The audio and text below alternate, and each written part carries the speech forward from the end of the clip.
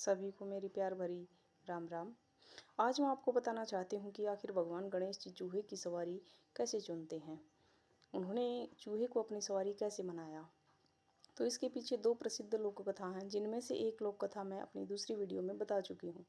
जिसको भी सुनना है वो मेरे चैनल पर विजिट कर उस कथा को सुन सकते हैं। आज मैं इसमें दूसरी कथा सुनाने जा रही हूँ। तो कथा इस प्रकार है। एक बार देव मुनि अपनी सभा आयोजित किए हुए थे। उन्होंने अपनी सभा में बहुत सारे देवों और मुनियों को आमंत्रित किया था। वहीं पर एक आधा नर और आधा देवता की प्रवृत्ति वाला नर क्रोंच भी उपस्थित था। दरअसल उस क्रोंच का पैर एक मुनि के पैर पर गलती से टिक गया। इस बात से मुनि बहुत क्रोधित हुए और उन्होंने क्रोंच को चूहा बनने का श्राप दे दिया। फिर क्रोंच ने उन मुनि से बहुत क्षमा मांगी, लेकिन उनका क्रोध शांत नहीं हुआ और उन्होंने अपना श्राप वापस नहीं लिया। कुछ समय पश्चात जब उनका क्रोध शांत हुआ तो उन्होंने कहा कि वो गणेश जी की सवारी बनेंगे।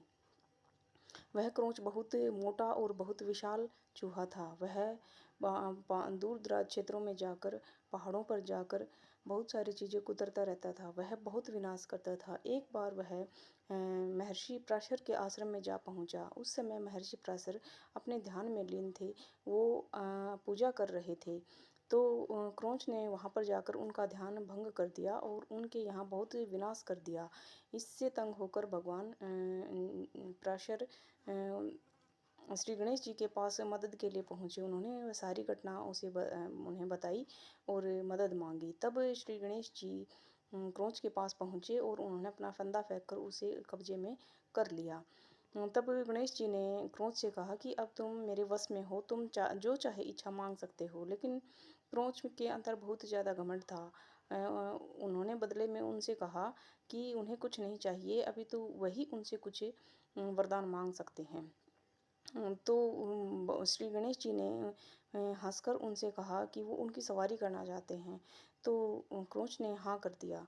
तब श्री गणेश जी उनके ऊपर बैठ गए। उनके भारी वजन से वो बहुत नीचे दब गए। तब उन्होंने उनसे क्षमा मांगी, लेकिन भगवान गणेश जी ने उनको क्षमा नहीं किया और उनको अपनी सवारी बना लिया। तभी से भगवान गणेश जी उस क्रोंच नामक चूहे की सवारी करते आ रहे हैं और वो उनकी सवारी हैं।